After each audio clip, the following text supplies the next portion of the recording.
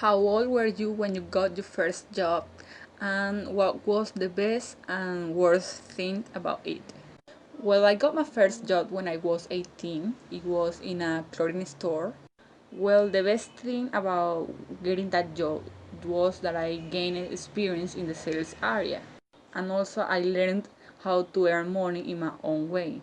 Another great thing was that I made friends. And well, the worst things, I think it is not the worst, because just as there were good moments, there were also bad moments.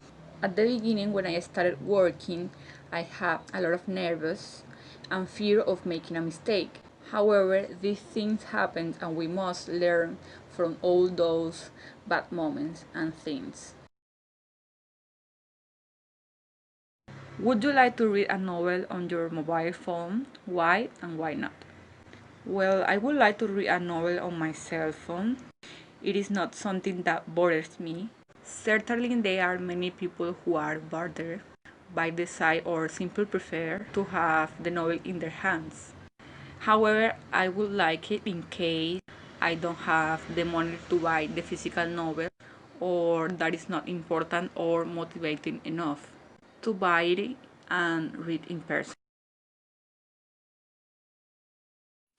Which of these communication methods do you most and least prefer when you are speaking in English? Why and something else? Well, in order of preference, my favorite is face to face, then webcam, then text messaging, then phone, and leads email. My favorite is face to face because it allows me to listen and understand the other person much better, not only by speaking but also by the oral expressions, the same as on the webcam. Then the text messaging because it is something comfortable when you speak, for example, by WhatsApp. Usually you use an informal and relaxed way, the same as by phone. And finally, the email that is my least favorite because you usually have to use a formal form and techniques. And many times we have no experiences in that form and it's a little bit complicated. And what more could be the communication in a group? Usually I'm a little bit shy, so it is difficult to me speak when are people looking me and expecting me to make a mistake. But it is something I'm working on. Do you think it is a good idea for a language to adopt words or expressions from other cultures, languages, and countries?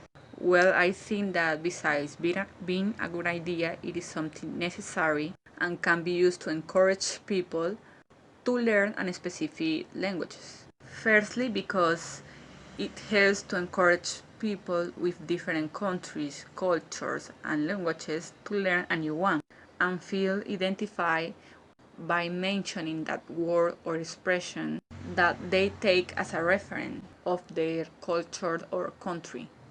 In the other hand, it allows each culture or country to have its distinctions from other country, even when they are speaking the same languages. Have you ever lent something to someone and they didn't return it, and what happened?